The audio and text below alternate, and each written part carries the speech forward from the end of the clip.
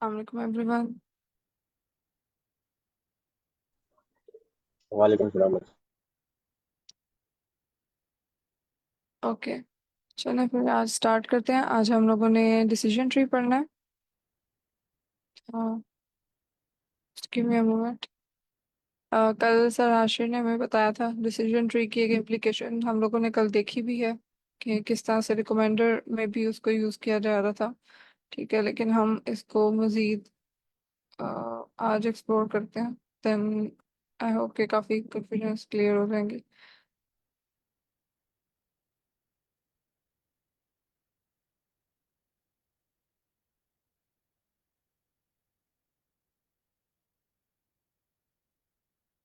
Okay, so decision tree classifier, इसका name से पता चल रहा है कि कुछ मतलब कि ट्री बनता होगा और क्लासिफाई करता होगा। हमने देखा था क्लासिफिकेशन प्रॉब्लम के सुपरवाइज मशीन लर्निंग की एक टाइप है जिसमें हमें प्रिडिक्ट क्या करवाना होता है। हमें आउटपुट वेरिएबल जो हम प्रिडिक्ट करवा रहे होते हैं, टारगेट वेरिएबल, वो एक कैटेगरीज की फॉर्म में होगा। ठीक है, तो हम इससे कहते हैं कि क्लासिफिकेशन मैंने कर दी है। ठीक है, तो क्लासिफिकेशन जब मैं क्लासीफाई मतलब ऐसी कैटेगरीज को मैंने अगर प्रिडिक्ट करना होगा तो मैं क्लासिफिकेशन वाला इसका जो फ्लेवर लाइक टाइप है सुपरवाइज मशीन लर्निंग की वो यूज करूंगी। और decision tree classifier is one of them. ठीक, तो डिसीजन ट्री क्लासिफायर बेसिकली इसमें यूजुअली क्या है कि बाइनरी डाटा क्लासिफाई होता है। ठीक है, और इसके अलावा हम इसमें क्योंकि सेपरेशन नहीं कर सकते। अगर हम हमारी बहुत सारी क्लासेस हो, फॉर एग्जांपल यहाँ पे तो अगर मेरे पास एक ही वेरिएबल था, मतलब लीनियर रिग्रेशन के केस में, तो इस तरह से वो तो कैटेगराइज हो गया। ठीक है, कि ये सिंपल लाइन जा रही है, और अगर एक से ज्यादा ग्रुप्स थी, कैटेगरीज थे। ठीक है, तो in even in that case जो है हमारे पास यानी ज्यादा वेरिएबल्स थे, तो वहां पे मैंने मल्टीपल लीनियर रिग्रेशन लगा दिया था। ठीक है, तो वहां से भी सेपरेशन हमें इजीली पता चल सकती थी। या फिर पोलिनोमियल रिग्रेशन लगा दिया था। ठीक, जिसमें उसने क्लासिफाई कर दिया था एक तरह से प्लेन में कि ये कौन सा मतलब कि कहाँ पे उन दोनों मल्टीपल जो ग्रुप्स हैं उनमें कैसे सेग्रीगेशन सेग्रीगेशन हो रही है। लेकिन अगर बहुत ज्यादा क्लासेस हो या मतलब कि बहुत ज्यादा सेपरेट हमारे पास क्लासेस हैं, तो उनको हम सेपरेट नहीं कर सकते ना, यानी we can draw the line to separate classes. ठीक, वहां से हमें पैटर्न पता चल रहा होता है। लेकिन ये डिसीजन ट्री क्लासिफायर में जितनी भी क्लासेस हैं वो पर्टिकुलर कुछ कहने के क्राइटेरिया की बेस पे वो या कुछ उसके ऐसे पैरामीटर्स हैं जिनको वो लेता है, और उनकी बेस पे पकड़ के इनको क्लासिफाई कर देता है। ठीक, तो जैसे एक ट्री के अंदर हमें पता है कि एक मेन ब्रांच है, उसके उसके जो है लीव्स निकले होते हैं, उसकी ब्रांचेज हैं। ठीक, तो इसी तरह से इसमें भी क्योंकि फैमिली इसने ट्री डिसीजन ट्री है, तो उसी तरह से सारी मिलती जुलती टर्मिनोलॉजीज आपको यहाँ पे नजर आएंगी। सही, जैसे फर्स्ट ऑफ ऑल हमारे पास जो मेन है जिसमें सारा हमारा डाटा है, ठीक है, इम्प्योर फॉर्म में, कि उसमें सारी कैटेगरीज मौजूद हैं। फर्स्ट करें कि कलर्स हैं ब्लू, ग्रीन। ठीक, ये दो कलर्स हैं उस कैटेगरी के उस कॉलम के अंदर के कलर्स की दो कैटेगरीज हैं। तो इसमें वो सारी मौजूद होंगी। फिर वो किसी ना किसी बेसिस पे इनको फर्दर सेपरेट करेगा कि इस क्राइटेरिया के बेस पे इतनी वैल्यूज इधर आ जाएंगी और इतनी वैल्यूज इसमें आ जाएंगी। फिर मजीद उसके क्राइटेरिया के बेस पे अनटिल और अनलेस के एंड पे आके हमारे पास दोनों मतलब के एंड रिजल्ट ये निकलना चाहिए कि यहाँ पे और यहाँ पे एंड पे आके दो अलग कैटेगरीज बन जाए, ब्लू वाली सारी एक तरफ चले जाए और ग्रीन वाली साड़ी एक तरफ चले जाए। तो इस तरह से उसने तो जो ये मतलब कि ऐसा पहले जो इम्प्योर लाइक डाटा था हमारे पास जिसमें सारा मिक्स पड़ा हुआ था, सारी कैटेगरीज उस कॉलम की, तो उसने एंड पे आके बेसिकली इसमें स्प्लिटिंग करते करते करते करते एंड पे जो हमें लीव्स देगा, एंड नोड जो एंड पे आएंगे वो कम्प्लीटली प्योर होंगे, कि लाइक उसमें एक तरफ सारी ब्लू की होंगी और एक तरफ सारी ग्रीन की, अलग अलग कैटेगरीज में सेपरेशन कर दी होगी उसने। सो ये बेसिकली सिंपल ट्रिक है। और इसमें जब हम यहाँ पे ब्रांचेस बन रही होती हैं तो बेसिकली क्या है कि वो इफ एल्स स्टेटमेंट्स लग रही होती हैं यहाँ पे, कि अगर फर्ज करें यहाँ पे तो ब्लू है, लाइक अगर मैं इसमें से कोई ऐसी दे दूँ या एग्जांपल, कि मैं ये कहती हूँ कि मेरे पास दो वेरिएबल्स हैं, लाइक 5 वाले हैं और सेवन वाले हैं, लेकिन दो कैटेगरीज ऐसी हैं कि एज 5 और एज 7, ठीक है। तो अब इसमें से वो कंपेयर कैसे करेगा कि वो देखेगा कि अगर इफ इट इज मतलब कि कोई ऐसी वैल्यू, लाइक अगर वैल्यू जो है वो एक्स की वैल्यू जो है वो 4 से ज्यादा है तो इस तरफ आ जाए, या 5 से कम है तो इस तरफ आ जाए, ठीक है। For example x is greater than, sorry less than कह देती हूँ, लेस देन 3। यहाँ पे एल्स, और अगर 3 से ज्यादा है तो सारी इस तरफ चल जाए, या एक्स इज लेस देन 6, और okay x is less than 6 करूंगी तो यहाँ पे तकरीबन 5 वाली आ जाएंगी, और यहाँ पे सारी जो ग्रेटर देन 6 करूंगी तो तकरीबन यहाँ पे सारी 7 वाली आ जाएंगी एल्स में, ठीक है। तो इस तरह से मल्टीपल कहने की इफ एल्स स्टेटमेंट्स ही लगी होती हैं कि अगर ये हो रहा है तो यहाँ पे इस वाली कैटेगरी की आ जाए, और अगर नहीं तो फिर दूसरी, वो इसके अलावा जो कंडीशन मीट नहीं कर रही होगी तो वो दूसरी यहाँ पे इस वाली में चले जाएंगी नोड के अंदर, ठीक है। सेपरेशन होगी नोड नोड्स में डिफरेंट। तो ये इफ एल्स स्टेटमेंट्स के नेस्टेड जो है हमारे पास ये स्टेटमेंट्स होती हैं इस केस में। लेकिन हम खुद से इफ एल्स स्टेटमेंट्स लगा के डिसीजन ट्री की जगह पे कोड नहीं लिख सकते कि हम कहें कि अच्छा इफ एल्स स्टेटमेंट ही लिखनी है तो ये तो हम खुद ही कोई फंक्शन डिफाइन करें, इफ एल्स नेस्टेड स्टेटमेंट्स लगा दें और वो सेपरेशन कर लेगा। तो असल में क्योंकि एक और डिसीजन ट्री का फायदा ये है कि जब ये यहाँ पे सेपरेशन ये कर रहा होता है ना नोड के अंदर, तो यहाँ पे मल्टीपल आर्गुमेंट्स लेता है, ठीक है। मल्टीपल इसके क्राइटेरिया है, जीनी इंडेक्स है, ठीक है। इसके अलावा एंट्रोपी है, जिसके इन्फॉर्मेशन के ना मल्टीपल यहाँ पे आप हम आगे देखेंगे कि इसमें टर्मिनोलॉजीज आएंगी। तो उन बेसिस बेसिकली खुद अप्रोक्सीमेशन पे और बैक एंड पे जो एल्गोरिदम है इसके खुद देख रहा होता है कि बेस्ट फिट कंडीशन कौन सी है और किस बेस पे हमें सही मतलब रिजल्ट्स जो है सेपरेशन मिल सकती है। यस सरमार।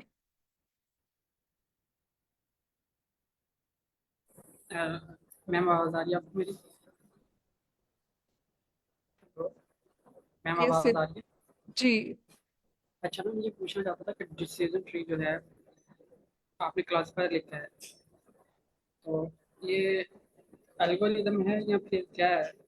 क्लासिफायर है, क्लासिफायर से फिर क्या मुराद है? क्लासिफायर साथ लिखा है तो हाँ जी, हमने पढ़े हैं ना मल्टीपल एल्गोरिदम्स है ना, तो जैसे हमने पढ़ रहे थे एल्गोरिदम्स पढ़े मशीन लर्निंग के, तो ये भी एक एल्गोरिदम है सेपरेट। लाइक जैसे हमने पढ़ा था लीनियर रिग्रेशन है, मल्टीपल लीनियर रिग्रेशन है, तो वो रिग्रेशन के थे, पॉलिनोमियल रिग्रेशन है। तो अब क्लासिफिकेशन के जो एल्गोरिदम्स मशीन लर्निंग में यूज होते हैं उनमें से एक डिसीजन ट्री क्लासिफायर है। जी ठीक है। यस। ओके।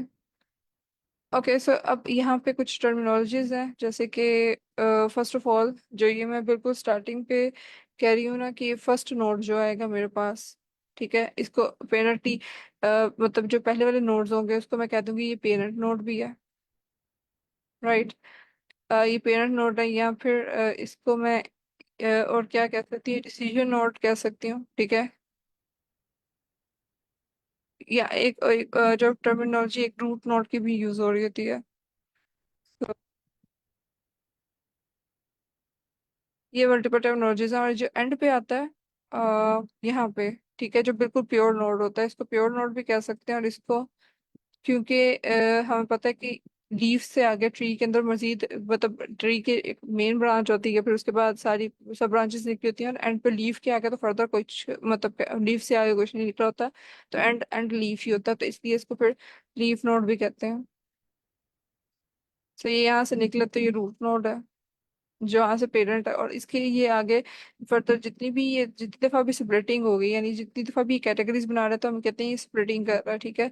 स्प्लिटिंग करके ये जो फर्दर आगे जो सब मतलब ये बनाता है ना नोड्स, इनको हम कहेंगे कि इसके रिस्पेक्टिव चाइल्ड नोड्स हैं, ठीक है। तो ये चाइल्ड नोड्स चिल्ड्रन नोड्स, ठीक है, चाइल्ड नोड्स हैं इसके, राइट। तो ये कुछ कैटेगरी ये कुछ क्लासिक टर्मिनोलॉजीज थी, सॉरी। ओके सो इसके अलावा जो ओके सो हम इफ एल्स स्टेटमेंट्स क्यों नहीं यूज करते, अगेन आई वाज टेलिंग कि ऑप्टिमल स्प्लिटिंग हो रही होती है डिसीजन ट्री के through, right. Yes. Yes sir Haris.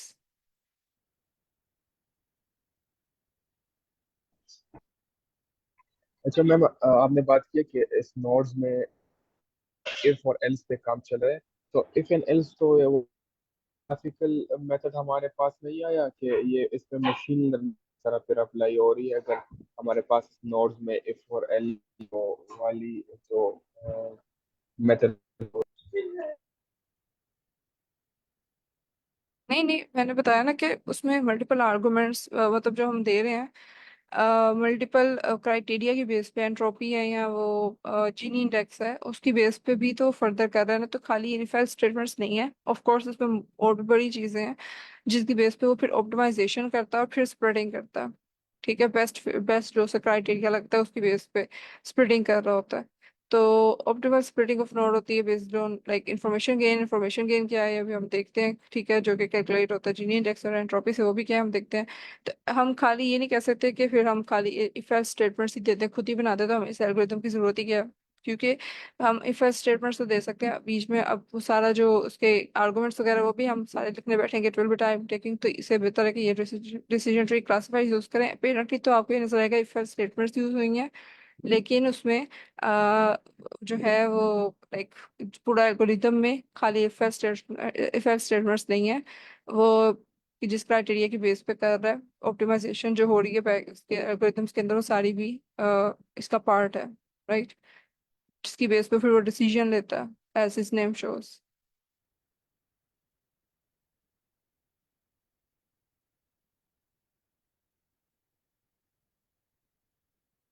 Okay yes, इसमें प्रोबेबिलिटी है, ठीक है।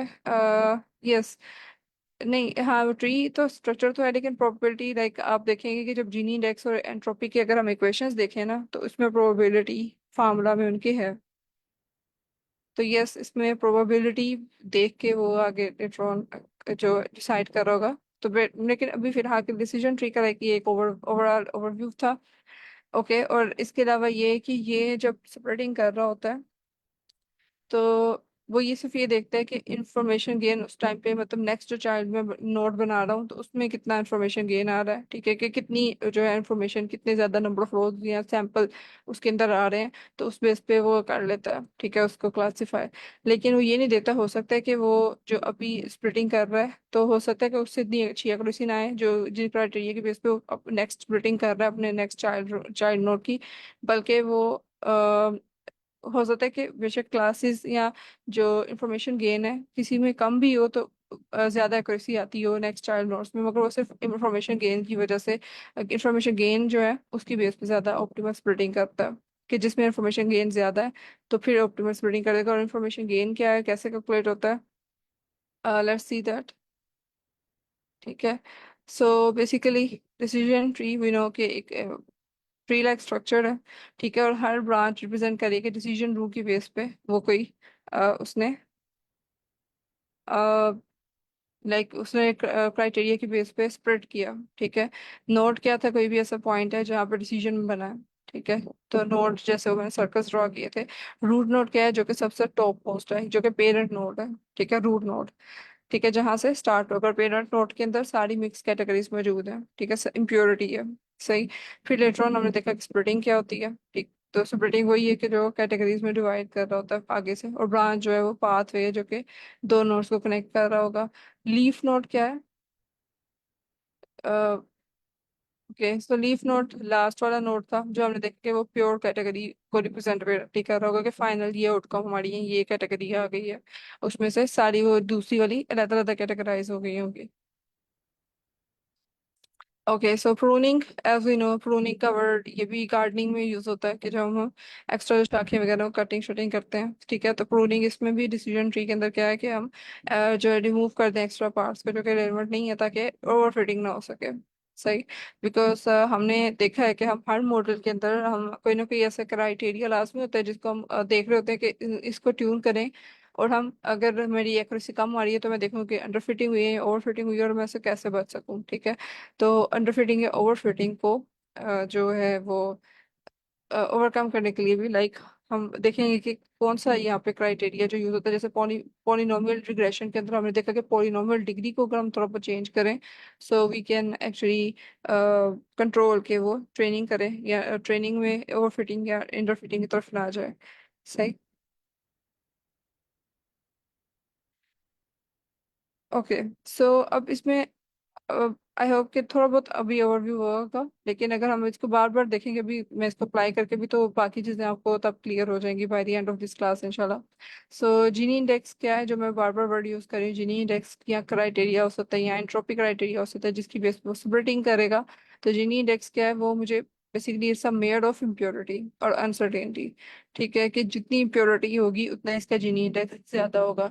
तो एंड तक आते आते एम ही होता है कि जीनी इंडेक्स बिल्कुल जीरो पे आ जाता है। ठीक है, बिल्कुल कम हो जाता है, जो रूट नोड से लेके लीफ नोड तक। लीफ नोड पे जीनी इंडेक्स जीरो आ रहा होगा। ठीक है, यानी कि जीनी इंडेक्स जीरो का मतलब क्या है? अगर मैं यहाँ पे एक शो करवाऊँ।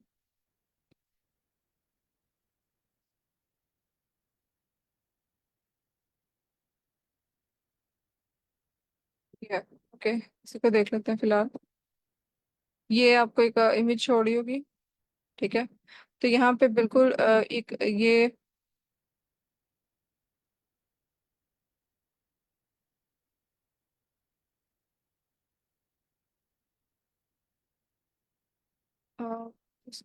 ओके, सो ये बिल्कुल यहाँ पे स्टार्टिंग पे ये जो मेरे पास रूट नोड था।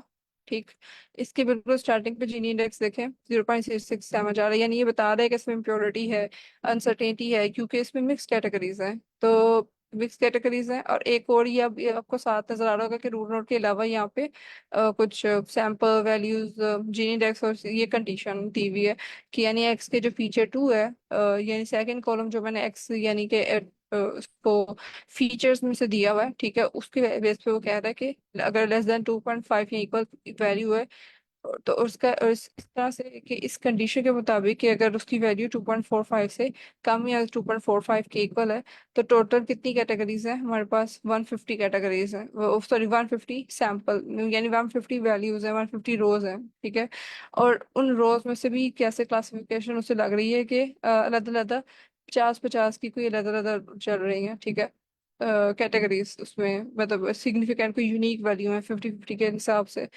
ठीक है, कोई सर्टेन पैटर्न उसने देखा सही।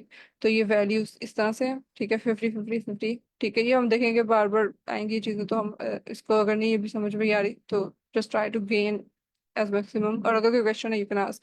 अब इसमें देखें जीनी इंडेक्स, जैसे ही उसने यहाँ पे गया, ठीक है, इफ एल्स स्टेटमेंट लगी होगी यहाँ पे कि अगर ये यहाँ पे ये जो स्टेटमेंट लगाई है मैंने, ये जो कंडीशन लगाई है फर्स्ट स्टेटमेंट ये है कि अगर 2.4 से 2.45 से ज्यादा है तो कम है, या कम है तो फिर उसे मतलब नेक्स्ट आगे लेके चलो। ठीक है, तो अगर यहाँ पे इसने नहीं, अगर ठीक है, अगर इसके फर्दर आगे अगर तो ये क्राइटेरिया मीट कर रहा था, वो सारी वैल्यूज उसने यहाँ पे ली होंगी और आगे फर्दर उसे स्प्रेड किया होगा। ठीक है, और नेक्स्ट आया कि यहाँ पे जो वैल्यूज से अगर इस कंडीशन पे मीट नहीं कर रही, तो यहाँ पे अलहदा ही नोट निकल गया। ठीक है, तो यानी 50 जो ऐसी वैल्यूज थी जो कि इस कंडीशन को मीट नहीं कर रही थी, तो अलहदा हो गई और बाकी इसमें आ गई। अब उसमें से उसने यानी बाकी यानी 100 इसमें आ गई हैं। तो अब आप ये देखेंगे जो यहाँ पे फर्दर यानी 50 अलहदा हो गई है ना, सेपरेट हो गई हैं। तो ये इसका जीनी इंडेक्स जीरो, यानी इसमें एक ही जैसी कैटेगरीज की आपको सारी एक ही रो मिल गई। तो ये अब एक ही यहाँ पे इस नोड में आ गई है वैल्यूज। ठीक है, एक कैटेगरी की। ठीक, तो 150 में से 50 वाली ये वाली एक सेपरेट होगी, इसका जीनो इंडेक्स जीरो आ गया, बिकॉज इसमें अब बाकी वैल्यूज देखें तो बाकी जो दो यूनिक यहाँ पे 50-50 शो हो रही थी ना, यानी तीन तरह की ये समझ आ रही है कि तीन 50-50 के लिहाज से, यानी टोटल 150 था रोज। तो उसमें कोई यूनिक जो है ना तीन है, जो कि यानी एक कोई कैटेगरी ए है उसकी 50 है, फिर कैटेगरी बी है उसकी 50 है, और कैटेगरी कोई सी है और उसकी भी 50 रोज है। ठीक, 15 सेंसेस हैं, वैल्यूज हैं उसके अंदर पड़ी हुई। तो उसमें से एक एक कैटेगरी की खाली इस पे हो गई, बिकॉज उसने इस क्राइटेरिया को मीट नहीं किया, तो वो अलहदा हो गया। अब उसमें भी अब ये जो है वो जीनी इंडेक्स जीरो आ गया, यानी अब ये फाइनल हो गई कैटेगरी, यानी जीनी इंडेक्स जीरो का मतलब ये है कि फर्दर कोई इम्प्योरिटी नहीं है। एक ही कैटेगरी की सारी रोज, यानी जो 50 रोज आई है ना, अब इसमें सैंपल, अब इस केस में क्या है 50, पहले 150 थे, यानी 150 में से 50 जो रोज सैंपल इसमें आई है ना वैल्यूज, वो सारी की सारी एक ही कैटेगरी की हैं, बाकी वैल्यूज में जीरो है। तो ये इसलिए क्योंकि प्योर आ गई है इसमें वैल्यू सारी एक ही कैटेगरी की, तो इसका मतलब इसके जीनी इंडेक्स जीरो हो जाएगा। अभी बाकी का जो बाकी जिसने कैटेगरी बेस्ड कंडीशन से आगे आई थी वो जीनी इंडेक्स 0.5। ठीक, पहले उसने देखा कि 2.45 से कम और इक्वल। अब वो कहेगा 1.75 से कम और इसके इक्वल। अब ये कैसे उसने खुद ही वैल्यू डिफाइन की है, ये हमें नहीं करनी पड़ेगी, वो उसने खुद ही उसके एल्गोरिदम ने डाटा को देख के खुद ही इसमें से बेस्ट फिट जो कंडीशन बन सकती थी वो लगा के उसको देखा है, ठीक है। तो उसके बाद उसने पहले 2.45 से कम उससे ज्यादा, फिर उसके बाद 1.75 से कम उससे ज्यादा, और अब जीनी इंडेक्स थोड़ा सा पहले से कम हुआ है क्योंकि 50 तो यहाँ पे निकल गई ना साइड पे। तो अब उसका यहाँ पे 100 बच गई है, जो कि दो दो कैटेगरीज की तीसरी कैटेगरी अब यहाँ पे नहीं है, अब दो कैटेगरीज रहेगी। तो जीनी इंडेक्स अब पहले से थोड़ा कम हुआ है 0.06 से। यानी जीनी इंडेक्स क्या है, it's a measure of uncertainty और impurity in that node, right. अब जैसे जैसे आप नीचे आते जाएंगे तो अब आपको पता चलेगा कि जीनी इंडेक्स बिल्कुल ही एंड पे अ, जो मेरे पास यहाँ पे प्योर नोट आए हैं, यहाँ पे जिसे मैं लीफ नोट्स कहती हूँ, ठीक। तो वो उसमें जीनी इंडेक्स बिल्कुल ही जीरो हो गया है। और अब इसमें अगर आप देखें तो यहाँ पे जो यहाँ पे वो कहता है सैंपल यहाँ पे दो है, यहाँ पे एक है, और यहाँ पे भी कैटेगरी एक ही है सारी, मतलब कि बाकी दो कैटेगरीज की जीरो वैल्यूज हैं, एक ही कैटेगरी की है, यहाँ पे भी एक ही कैटेगरी की है, राइट। नहीं, ये मॉडल खुद करता है, that's why we are actually using decision tree classifier, ये एल्गोरिदम है और हमने सिर्फ इसको इंपोर्ट करना है, यस। ठीक है। तो अब क्योंकि हम यूज इसलिए कर रहे हैं कि हमारा काम आसान हो जाए, वरना तो इतने सारे एल्गोरिदम्स मैं बैक एंड पे लिखूंगी। अभी आप देखेंगे कि जीनी इंडेक्स क्या होता है, एंट्रोपी क्या होती है। अब इस केस में क्या हुआ है, यहाँ पे अगर देखें तो जीनी इंडेक्स ही आपको खाली नजर आ रहा है, एंट्रोपी नहीं नजर आ रही। तो जीनी इंडेक्स की बेस पे ये हम क्राइटेरिया खुद भी सेट करते हैं या बाय डिफॉल्ट भी ये जीनी इंडेक्स को ले लेता है। तो ये इस बेस पे ये इसने जीनी इंडेक्स की बेस पे देखा है और एंड पे आते आते प्योर कर दिया बिल्कुल। यानी अब इसका मतलब ये है कि ये दो कैटेगरीज थी और एक जीनी इंडेक्स जीरो वाली कौन सी कैटेगरी थी ये, यानी कि तीन डिफरेंट जो कैटेगरीज थी, इस तरह से इसने ये तीन डिफरेंट कैटेगरीज में डिवाइड कर दी है, ठीक है। तो आयरस की तीन डिफरेंट कैटेगरीज जो भी थी, इसके अलावा एक और ये जीनी इंडेक्स भी है यहाँ पे जीरो, ये भी, राइट। इस तरह से यानी जो प्योर प्योर उसकी आती होंगी ना, उसमें उसने यहाँ पे एंड पे आके कैटेगराइज कर दिया होगा उसे, राइट। तो दैट्स हाउ इट वर्क्स, ये थोड़ा सा था। उसके बाद नेक्स्ट अगर मैं इसमें मजीद बताऊं,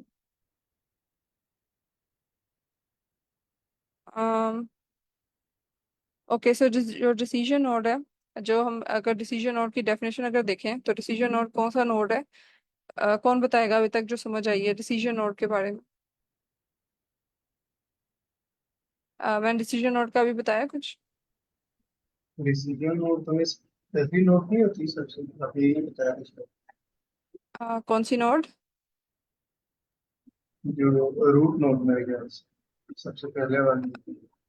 ओके सो बेसिकली जो यहाँ पे है ना, ओके तो जो डिसीजन नोड है, डिसीजन नोड्स ये सारी ही हैं जहाँ जहाँ भी कंडीशन लगी है, ठीक है। तो और डिसीजन नोड कोई भी मतलब ट्री में वो नोड है जिसमें ये कंडीशन हमने दी है और जो कि डाटा को स्प्लिट कर रही होगी आगे फर्दर, ठीक है। तो हम उसे कहेंगे डिसीजन नोड है। अब ये भी डिसीजन नोड है, यहाँ पे ये भी डिसीजन नोड है, इससे आगे स्प्लिट भी हो रहा है और कंडीशन भी है, तो ये भी डिसीजन नोड, मतलब ये सारी इतनी डिसीजन नोड्स हैं। लेकिन हम ये जो फर्स्ट वाली होगी ना, फर्स्ट वाली डिसीजन नोड भी है, ठीक है। और इसके अलावा ये जो रूट नोड है वो भी है क्योंकि यहाँ से स्टार्ट हो रही है, ठीक है। तो ये फर्स्ट वाली को हम कहेंगे डिसीजन नोड भी है, रूट नोड भी है, और बाकी सारी ये जो है उसके फर्दर ये आगे चाइल्ड नोड्स जो आ रही हैं इनमें भी जिसमें भी कंडीशन और फर्दर स्प्लिटिंग हो रही है उससे, तो वो सारी भी डिसीजन नोड्स हैं, ठीक है। वो चिल्ड्रन नोड में डिसीजन नोड्स हैं, ठीक है, रिस्पेक्टिव। और फर्स्ट डिसीजन कहाँ से आ रहा होगा, फॉर रूट नोड से, ठीक। सो एक ये चीज हो गई। उसके अलावा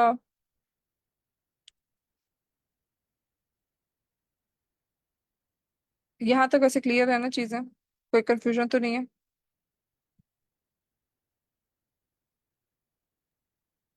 ये ओके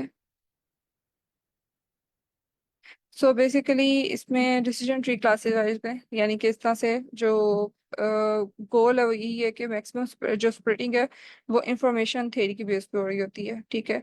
जो कि जिसमें एंट्रोपी हम काउंट कर रहे थे, यानी जितने ज्यादा वो एंट्रोपी अगर हाई है तो इसका मतलब है कि इंफॉर्मेशन भी ज्यादा है, ठीक है। और ज्यादा डाटा जो है वो उसमें अंदर है और स्प्लिटिंग ज्यादा रिक्वायर्ड है कि वो मजीद उसकी कैटेगरीज बन सके।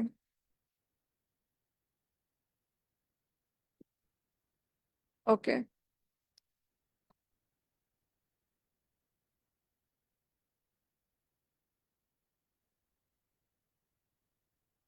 इसके अलावा एंट्रोपी क्या है कि is also another word of impurity. ठीक है, मेजर करने के लिए इम्प्योरिटी को कितनी रैंडमनेस है सेट ऑफ डाटा के अंदर। तो अगर एंट्रोपी जीरो है तो इसका मतलब है कि एक तरह की क्लासेस उस क्लास के अंदर मौजूद है, और अगर एंट्रोपी हायर है तो इसका मतलब डिसऑर्डर ज्यादा है, यानी ज्यादा उसके अंदर रैंडमनेस है, अनसर्टेनिटी है। तो वो फिर इंस्टेंसेस यानी ज्यादा उसमें डिस्ट्रीब्यूट हुए हैं डिफरेंट क्लासेस के अंदर। तो ये एक दूसरा क्राइटेरिया है जो कि जीनी इंडेक्स के जगह पे पास का अल्टरनेटिवली यूज होता है। ठीक। और ये इंफॉर्मेशन गेन क्या है, वो ये बताता है कि रिडक्शन कितनी है, जो है measures the reduction in the entropy and uncertainty जो भी किसी भी स्प्रेडिंग ऑफ नोड से अचीव होती है। ठीक है। अब इसको मजीद देते हैं, इंफॉर्मेशन गेन क्या है कि शुरू वाले में ज्यादा इंफॉर्मेशन गेन है। ठीक है।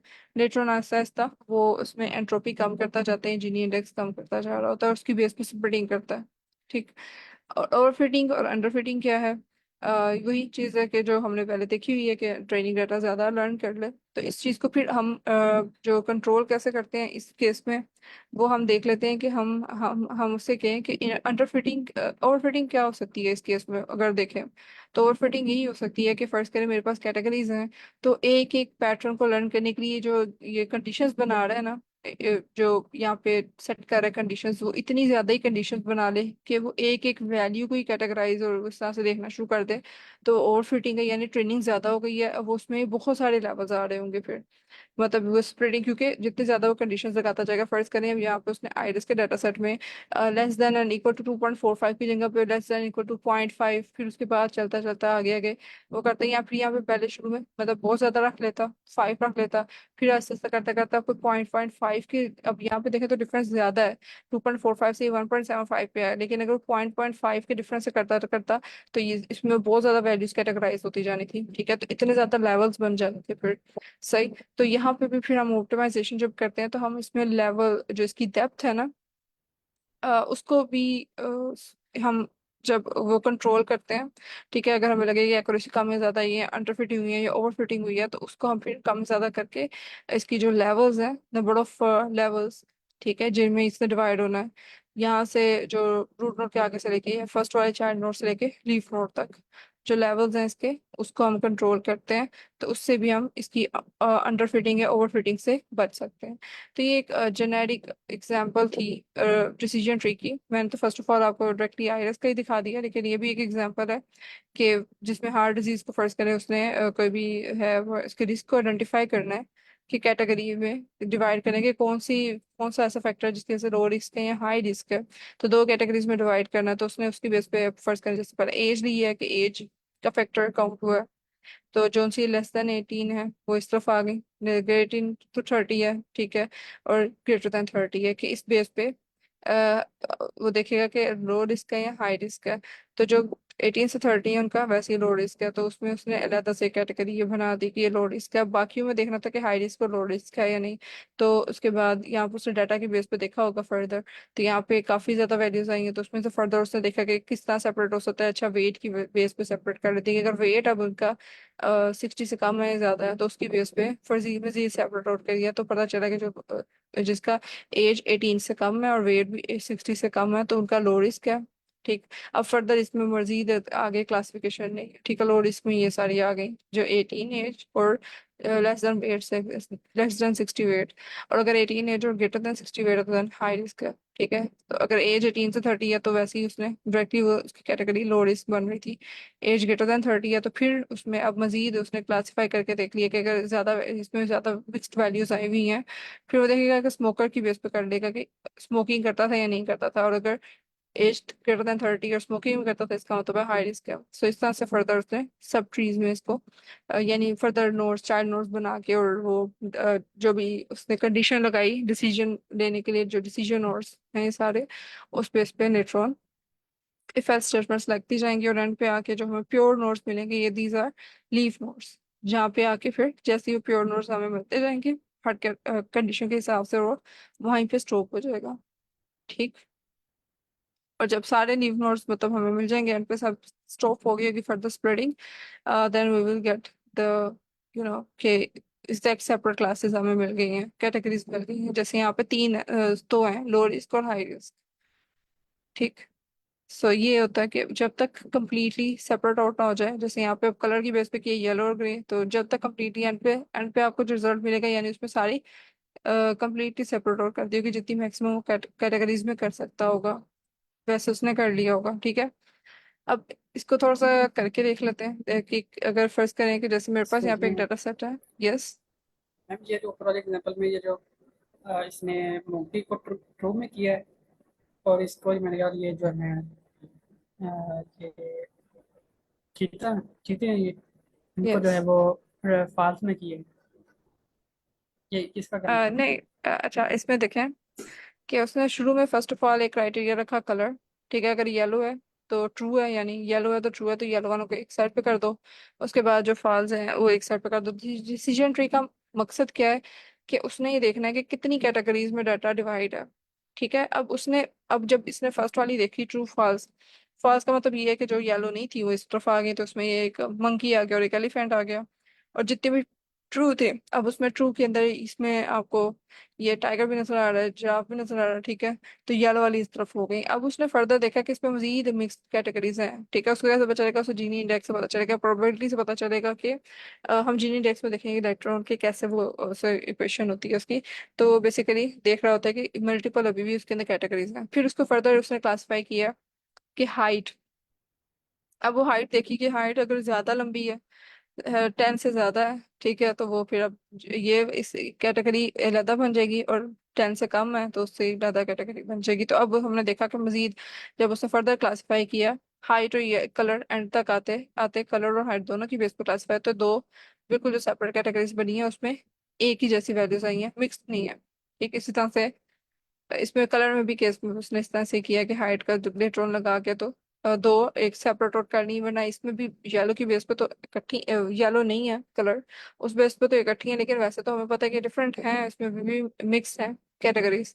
तो आते आते वो यहाँ पे एंड तक बिल्कुल सेपरेट आउट करेगा। ये सर आते हैं। और मिस इसमें केस ये हो सकता है कि अभी दूसरे डिसीजन ट्री में एक साइड पे हम हाइट की लगा रहे थे और दूसरी साइड पे हम उसको वेट की लगा रहे थे, या इस तरह, या मॉडल को किस तरह कर सकते हैं कि वो एक ही वो पैटर्न पे चल रहा है। हम्म, जी।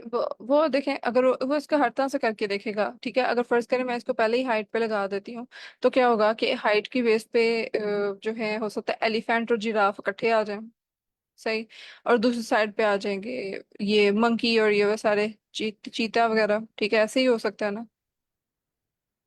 ठीक है। तो एलिफेंट और ये जिराफ आ सकता है कि मैं जो भी लगाऊं कि 10 से ऊपर या 10 से कम, तो उसमें एलिफेंट और जिराफ जो है इसमें आ रहा हो,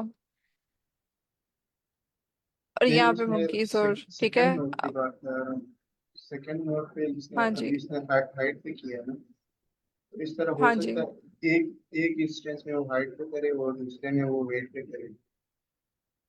अच्छा। यानी कि आप ये कह रहे हैं कि यहाँ पे एक वेट लिया हो, जी जी यहाँ पे हाइट जी ली जी, हो।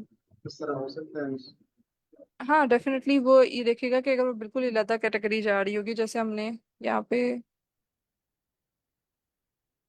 यहाँ पे देखें, तो अब एक यहाँ पे बिल्कुल अगर इसकी बेस पे अगर ग्रेटर देन 30 की बेस से लग रहा है कि स्मोकर, ज्यादा स्मोकर की बेस पे हो सकती है, तो उसने वो कर दी यहाँ पे, और यहाँ पे वेट की बेस पे कर दी। सही मगर यूजली एक ही लेवल पे लाइक वो, अगर मैं इसको यहाँ पे देखूं, तो यहाँ पे भी देखें तो ये हमने वो जो आइरिस का डाटा सेट लेके हमने आगे देखेंगे कि कैसे ये वाली हम पिक्चर सेव करवा सकते हैं। तो ये उसमें भी देखें तो यहाँ पे कंडीशंस उसने दो डिफरेंट दी हुई है यहाँ पे। फर्दर उसे डिफरेंट कंडीशंस दे के फर्दर उसने देखा कि 1.75 है less than equal to.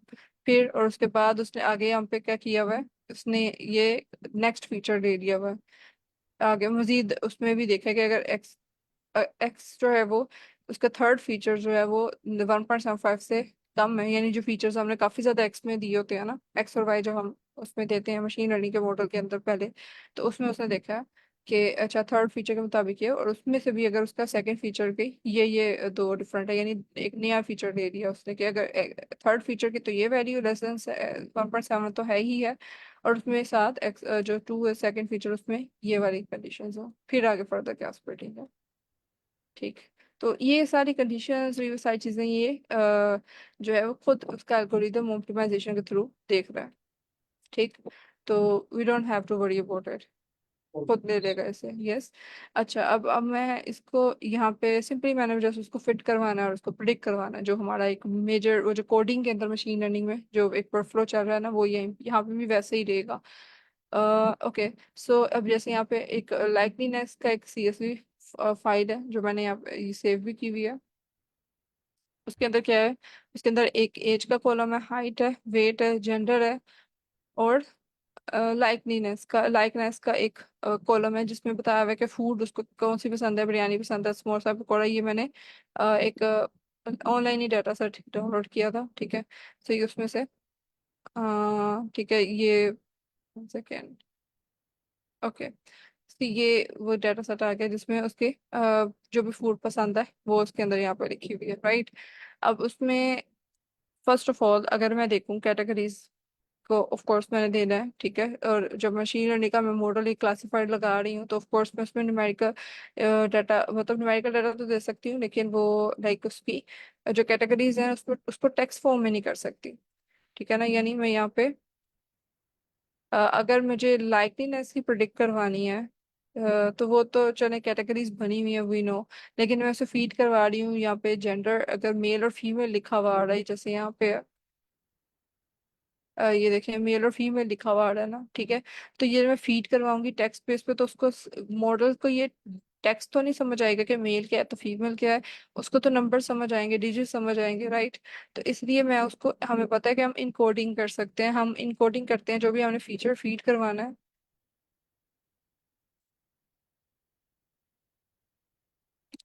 Or model to classify on the basis of general characteristics first and then move to the species. Yes, you can say that. Yes, sir, Junaid. Yes. कि वो मजीद specify करता जाता है और and पे आके बिल्कुल pure हमें लीफ नोट्स दे देता है, राइट।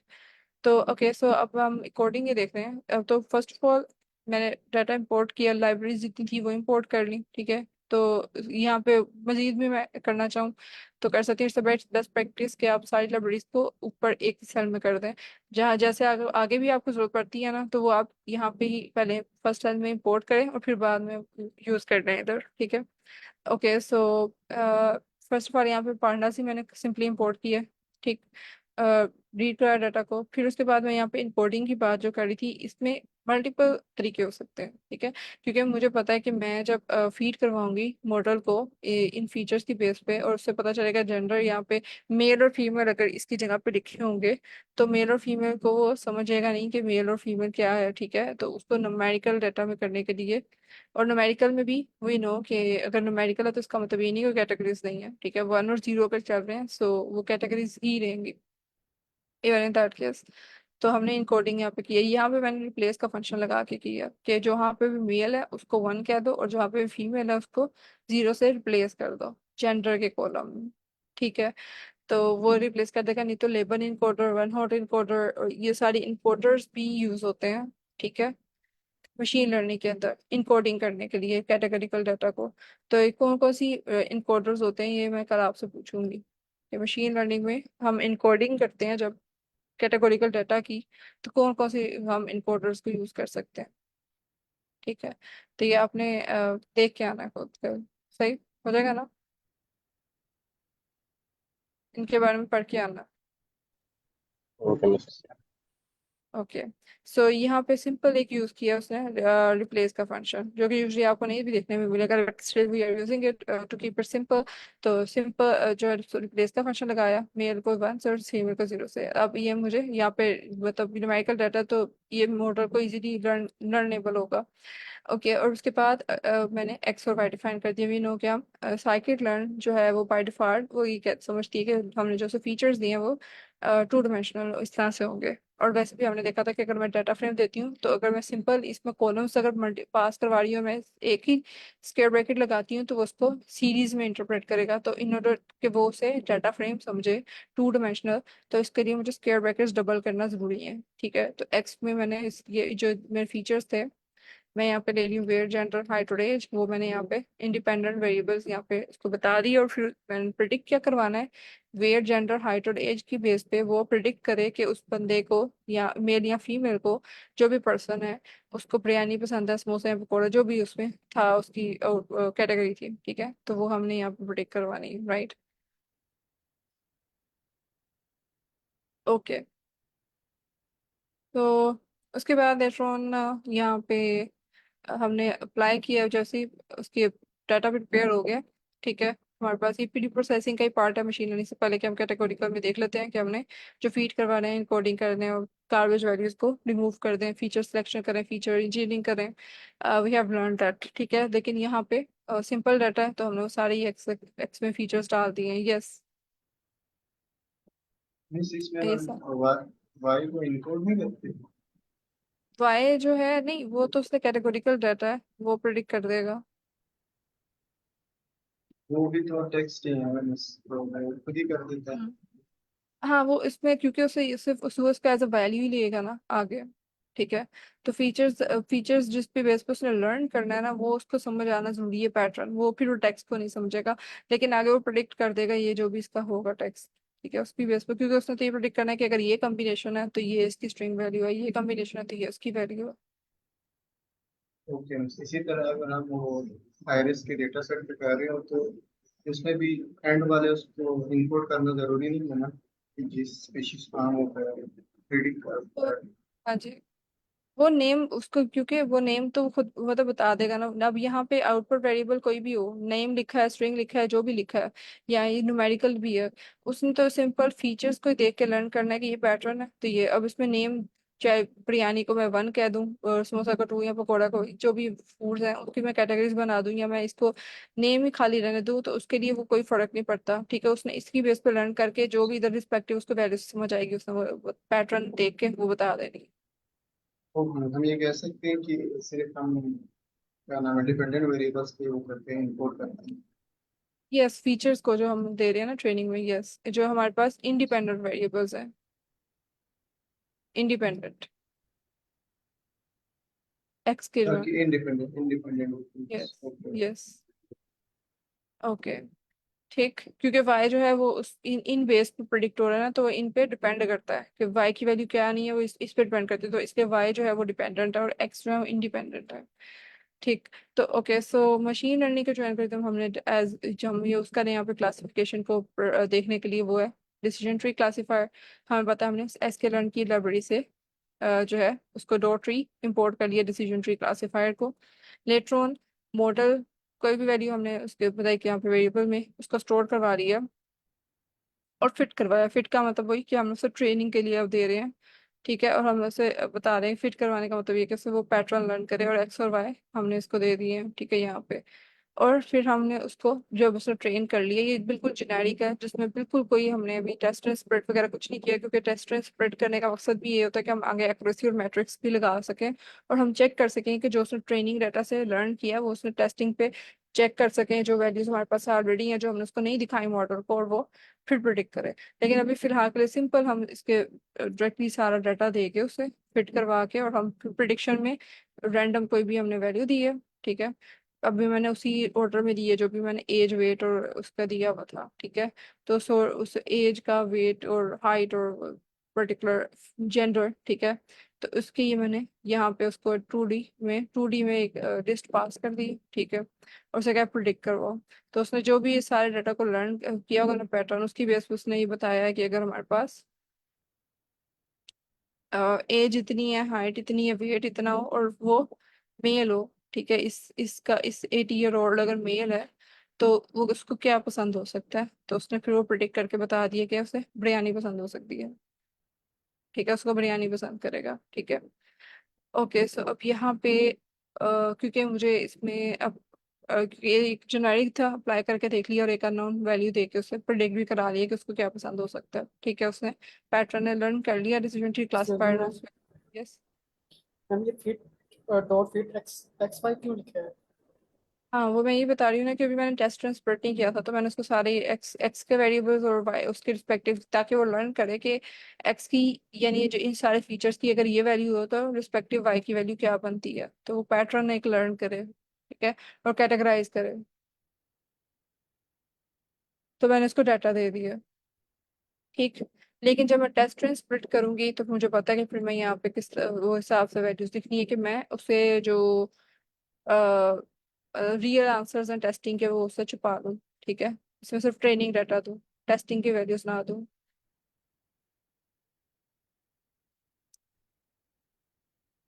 अ, ये देखते हैं अभी हम करके, क्यों दोनों तरह से मैंने से करके, ये तो बिल्कुल सिंपल है, usually don't use that because हमें मैट्रिक देना होता है। अब इसमें हम, अब मैं इस तरह से अगर खाली सारा डाटा देती हूँ, ठीक है, मैंने इसको टेस्ट एंड स्प्लिट नहीं करवाया था, मैंने इसको सारे फीचर्स दिए और फीचर्स की बेस और साथ उसे कह दी कि अगर ये फीचर्स हैं तो ये उसकी आंसर है, यानी ये उसकी कैटेगरीज हैं, ठीक है, जो वाई है, ठीक है, उसका ये है।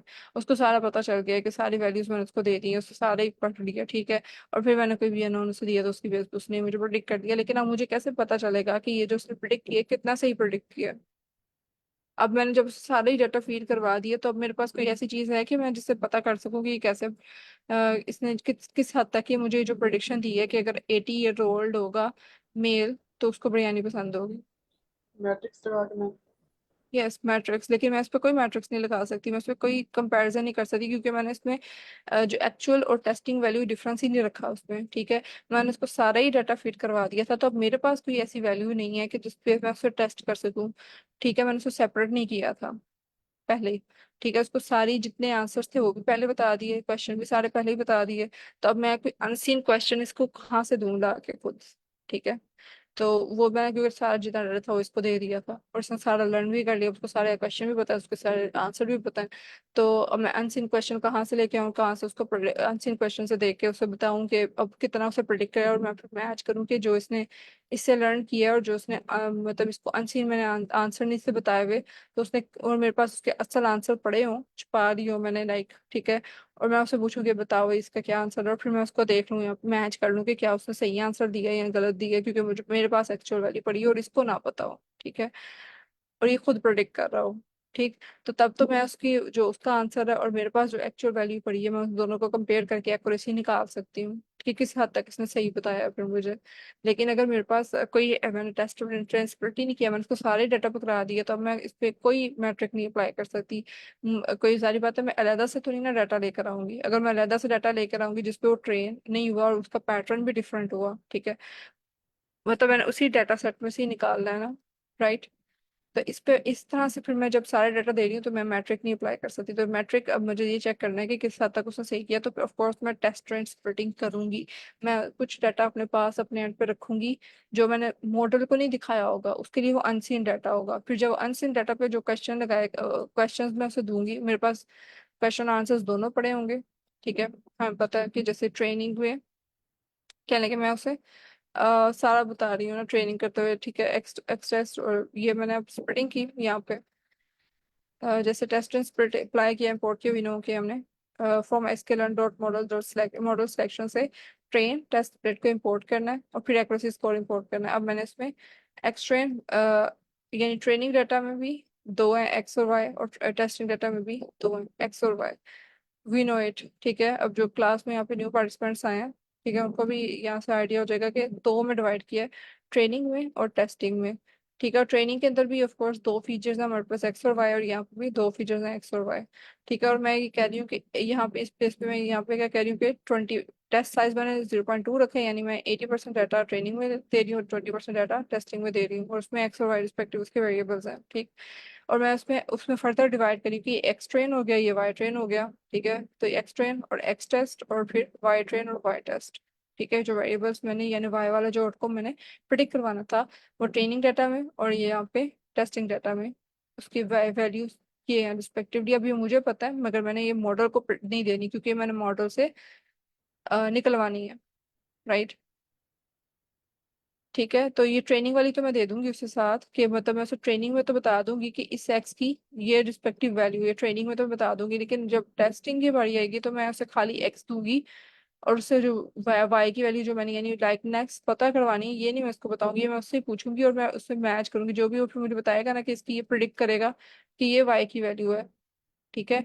तो फिर जो मेरे पास एक्चुअल वाई की वैल्यू उसके रिस्पेक्टिव एक्स की पड़ी हुई है ना, मेरे पास आंसर पड़े हुए हैं, तो मैं उसकी अब जो प्रिडिक्ट किया ना तो मैं उससे मैच करूंगी ये वाला एक्चुअल आंसर जो मेरे पास पड़े हुए हैं कि किस हद तक इससे सही बताया, फिर मुझे पता चलेगा कि वाकई इसने कुछ किया, मॉडल ने काम या नहीं किया। सही। तो एक्स टेस्ट वाई टेस्ट लिखा, टेस्ट प्रिडिक्ट कराई एक्स और वाई की 80 और 20 में। और रैंडम स्टेट हमने कल भी देखा है, सर हाशमी ने काफी अच्छे तरीके से एलेबोरेट किया कि रैंडम स्टेट क्यों फिक्स करना जरूरी है। और हमने कोई भी वैल्यू यहाँ पे ले सकते हैं यूजली, तो हमने 0 यहाँ पे सेट की हुई है। ठीक है। और यहाँ पे अगेन मॉडल फिट करवाया। ठीक है, क्रिएट करवा के फिट करवा दिया। आप बेशक चाहें तो इसको एक ही लाइन में यहाँ पे मैं ये दूसरी लाइन में ना ही लिखूँ, डिसीजन क्लासीफायर डॉट फिट, और यहीं पे आगे यानी मैंने जो ट्रेनिंग डाटा है एक्स और वाई ट्रेन वो यहाँ पे ऐड कर दो। ठीक है, तो एक ही लाइन में हो सकता है ये काम। ओके, सो वी नो कि हमने ट्रेनिंग डाटा यहाँ पे दिया, प्रिडिक्ट करवाया एक्स टेस्ट। ठीक है, और वाई टेस्ट जो एक्चुअल वैल्यू मेरे पास पड़ी हुई है। ठीक है। अब वो मैंने इसको अब नहीं दी, यहाँ पे मैंने बताया उसे एक्स ट्रेन यानी ये एक्स ट्रेनिंग की वैल्यू है तो उसके रिस्पेक्टिवली वाई की ये वैल्यू है, उसको लर्न कर लेगा कि अच्छा अगर ये कॉम्बिनेशन हो, एज इतनी हो और वेट इतना हो और वो हाइट इतनी हो और जेंडर अगर मेल या फीमेल है जो भी है तो उसके रिस्पेक्टिव ये लाइकनेस है कि ये इसको पसंद होगा। अब उसने वो पैटर्न लर्न कर लिया, अब पैटर्न जो उसने लर्न किया, ठीक है, मैंने उसको वाई ट्रेन भी दे दी थी यहाँ पे ट्रेनिंग डाटा का, और यहाँ पे मैंने एक्स ट्रेन भी उसको दे दिया था। अब उसने जो भी पैटर्न यहाँ पे लर्न किया है, अब मैंने नेक्स्ट टेस्टिंग में सिर्फ एक्स टेस्ट दिया है उसको, लाइकलीनेस मेरे पास वाई टेस्ट पड़ा हुआ है लेकिन मैंने अब उसको ये नहीं दिया, ये मैंने अपने पास रख दिया। और यहाँ पे सिर्फ इसको प्रिडिक्ट करने के लिए उससे कहा कि एक्स टेस्ट दिया है, अब वाई टेस्ट बताओ। वाई टेस्ट क्या है, हमारी जो लाइकलीनेस की हमने 20% डाटा टेस्टिंग का बाहर के साइड पर रखा हुआ था उसमें वाई टेस्ट, वो उसकी बेस पे प्रिडिक्ट करेगा। अब मुझे वाई टेस्ट पता है, एक्चुअल वैल्यू पता है, ठीक है, जो वाई टेस्ट है मेरे पास, तो मैं अब उसे एक्यूरेसी स्कोर निकालने के लिए अब मैं उससे ये वाई टेस्ट जो मेरी एक्चुअल यानी वैल्यू मुझे पता थी और जो उसने प्रिडिक्ट की है, जो मैंने यहाँ पे प्रिडिक्टिव वैल्यू में मॉडल ने जो प्रिडिक्ट की है प्रिडिक्टिव वैल्यू में उसको स्टोर करवाया था, तो प्रिडिक्टिव वैल्यू और जो एक्चुअल टेस्ट है, अब जो मैं इसको कंपेयर करके दूंगी ना एक्यूरेसी स्कोर के इस मैट्रिक में, तो मुझे बता देगा कि एग्जैक्ट एक्यूरेसी कितनी है ये। राइट। सो इस लाइन ऑफ कोड में भी लास्ट टाइम कुछ पार्टिसिपेंट्स को कंफ्यूजन थी, तो आई होप ये भी अब क्लियर हो गई होगी कि क्या हमने किया है। तो अगर मैं टेस्ट रन स्प्लिट नहीं करवाती तो मैं सारी ही वैल्यूज उसमें दे दूंगी कि ये एक्स की वैल्यू है सारी, ट्रेन भी नहीं किया, टेस्ट भी स्प्लिटिंग नहीं की हुई, तो एक्स की वैल्यू ये है सारी और ये वाई की वैल्यू है और फिटिंग कर दी है। तो उसमें मैं नहीं इस तरह से कंपेयर करके इसको बता सकती डिफरेंस, मुझे पता नहीं चलेगा कि एक्यूरेसी स्कोर मैं कैसे निकालूं। ठीक है, तो मैट्रिक नहीं उस पर अप्लाई होगा। तो in order to find out के किस हद तक उसने मुझे वैल्यू सही दी है, तो मुझे एक्यूरेसी स्कोर या जो भी मैट्रिक मैंने स्पेसिफाई किया है वो लगाने के लिए मुझे एक्चुअल वैल्यूज कुछ अपने पास छुपा के रखनी पड़ेंगी, ताकि मैं फिर देख सकूं कि कितना उसने प्रिडिक्ट सही किया और एक्चुअल वैल्यूज बाद में उसके कंपेयर कर सकूं। तो यहाँ तक क्लियर है चीजें।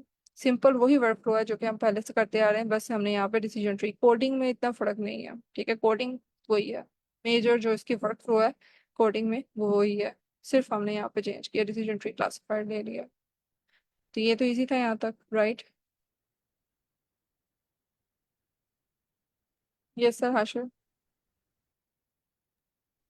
जैसे अगर इसमें लेट्स से अगर स्प्लिटिंग नहीं कराते हैं तो उसके अलावा कोई ऐसा तरीका है जिससे हम एक्यूरेसी फाइंड कर सकें other than no splitting. It's not. नहीं, अगर आपने सारा डाटा ही उसको दे दिया, ठीक है, अ, ठीक है, पेट्रोल से सारा उसको सारी वैल्यूज भी पता चल गई, सारे उसने देख ली, तो नहीं वो पॉसिबल नहीं होगा। ठीक है। और वो स्टैंडर्ड वे भी यही है कि हम टेस्ट एंड स्प्लिटिंग करवाएं, हम टेस्ट एंड स्प्लिटिंग, हाँ, कुछ ऐसे होते हैं जैसे हमने पिछले कल पढ़ा था पॉलिनोमियल रिग्रेशन में, लास्ट टाइम जो पढ़ा है उसमें हमने ये देखा था कि भाई जब डाटा सेट बिल्कुल ही छोटा है तो तब हम टेस्ट एंड स्प्लिटिंग करवाते हैं, तो फिर हम बेसिक वो ट्रेनिंग पे जो हम देख रहे होते हैं ना थोड़ा बहुत, वो इतना लाइक सही आइडिया हमें नहीं दे सकता। ज्यादा आइडियल वे यही है कि हम डाटा सेट इतना हो कम से कम कि मैं उस पे अप्लाई कर सकूं। जैसे अब यहाँ पे तो पोलिनोमियल के केस में भी मैं देख रही थी कि हमने अगर ये इतना छोटा डाटा सेट लिया कि एक्स की वैल्यूज है वाई की वैल्यूज है, और फिर मैं उसे कह रही हूँ कि प्रिडिक्ट करो, तो उसमें मैं इसके रिस्पेक्टिव नहीं निकलवा सकती, वो एक्यूरेसी नहीं निकलवा सकती मैट्रिक का। ठीक। तो ये था पोलिनोमियल रिग्रेशन। यहाँ पे भी राइट उसने यहाँ पे तो मैं खैर टेस्ट स्प्रेड किया था। ओके चले, I hope it's clear now. So standard practice यही है कि इनफ डाटा सेट इतना तो हो कि हम टेस्ट स्प्रेड करवा सकें। टेस्ट एंड स्प्रेड में इन्हीं एक दो कंडीशंस में होता है कि या तो या तो जो हमारा डाटा सेट है वो बहुत ही इतना छोटा है कि उसमें हम 80-20 रेशो कर ही नहीं सकते, कुछ ही रोज हैं। ठीक है, तो उसमें कोई फायदा नहीं होगा, ना ट्रेनिंग से होगी ना टेस्टिंग से होगी, क्योंकि वो डाटा सेट इसलिए छोटा है तो हम उस पर टेस्ट एंड स्प्रेड अप्लाई नहीं कर सकते। दैट्स आर लाइक एक है ही मजबूरी है कि हम नहीं कर सकते उससे, तो हम लेटर ऑन फिर उस पर कॉम्प्रोमाइज करेंगे कि मैट्रिक हम इतना सही है, उसको बता नहीं सकेंगे कि एक्यूरेसी क्या है, तो हम पता नहीं कर सकते। और दूसरी कंडीशन हो सकती है कि फर्स्ट करें मैं प्रिडिक्ट करवा ही ना रही हूँ, क्योंकि हम लोगों ने ये देखा था सुपरवाइज मशीन लर्निंग में कि हम इसमें या तो प्रिडिक्शन करवा रहे हैं या हम पैटर्न को भी एनालाइज करवाने के लिए यूज करते हैं, राइट। तो अगर मुझे सिर्फ पैटर्न एनालाइज करवाना, मुझे कोई प्रिडिक्शन ही नहीं करवानी, तो फिर मुझे उसमें वाई और एक्स में करके और स्प्लिटिंग करके और बाद में उसको देखने का फायदा ही नहीं है। ठीक है, तो फिर वो या वो सिंपल हो सकता है कि मैं सिर्फ पैटर्न को ऑब्जर्व कर रही हूँ, तो फिर भी मैं टेस्ट स्प्लिट नहीं करवाती फिर, राइट। अगर मैं सिर्फ एनालिसिस कर रही हूँ, कुछ नहीं प्रिडिक्ट नहीं करवाना मुझे इतना, तो वो भी एक केस हो सकता है। लेकिन यहाँ पे जो जनरल प्रैक्टिस है वो यही है कि हम टेस्ट स्प्रेड करेंगे और लेटर से स्कोर उसका फाइंड आउट कर लेंगे। सो ये एक सिंपल थी हमारे पास डिसीजन ट्री क्लासिफायर का वर्कफ्लो। जस्ट एक से एक लाइन ऑफ कोड में डिफरेंस था ये। ओके, ये सर आते। मिस जो हम ये डिसीजन ट्री गाइड दिए तो क्या हम इसको एंड टू एंड प्रोजेक्ट कह सकते हैं इसका, या ये यस। रहता है इसका? ओके, सो हम डिसीजन ट्री क्लासिफायर का एंड एंड प्रोजेक्ट का मतलब तो फिर ये है कि मैं ना उसमें स्टार्ट करूँ बिल्कुल डाटा क्लीनिंग से, फिर उसकी data pre processing, feature engineering वगैरह भी कुछ इन्वॉल्व हो, फिर लेटर ऑन उसकी हम मतलब ईडीए करने के बाद, मतलब ईडीए जब हम कर लें फीचर इंजीनियरिंग, उसके बाद करें फीचर सिलेक्शन, वो मशीन लर्निंग के लिए है। फिर उसके बाद later on machine learning apply करें और फिर मतलब जो एंड टू एंड इंशाल्लाह हम करेंगे, फिर एंड पे हम उसको डिप्लॉय भी करें, कोई वेब ऐप कोई स्ट्रीम वगैरह पे उसको लगा के भी दिखाएं। ठीक है, ताकि जब हमने आगे प्रेजेंट करना होता है, हमने उसको कोड नहीं देने होते हैं, हमने रिपोर्ट लिख के देनी है और साथ उसको वेब ऐप में कोई दिखाना है कि उसको इजीली डिस्प्ले हो सके। तो ये तो हो गया end to end project, right. लेकिन हम एक अभी फिलहाल के लिए क्लासिफायर के ये मैं कर सकती कि मैंने यहाँ पे शो करवाना था मशरूम सीवी से कि हम उसका ईटी वगैरह कैसे करते हैं, और सारा ये ऐसे ही हम करेंगे इंशाल्लाह। कि मैं इसमें सिर्फ डायरेक्टली थोड़ा सा ये मतलब मैंने लिया है कोई एक बिल्कुल ही मतलब कि एक कहने डर्टी डाटा सेट नहीं है, तो इसमें वो डाटा क्लीनिंग वगैरह भी नहीं हुई भी ज्यादा। थोड़ा बहुत हम देखेंगे कैसे ईडी हुआ है, कैसे प्रोसेसिंग हुई है, फिर कैसे डिसीजन ट्री क्लासिफायर लगाया है। जी ये हमने करना था, लेकिन अभी time we are short of time, तो इंशाल्लाह ये कल देखते हैं। यस, अभी के लिए आपको जो दो काम है जो घर से आप लोगों ने करने हैं, एक तो आप लोगों ने ये देखना है कि इनकोडिंग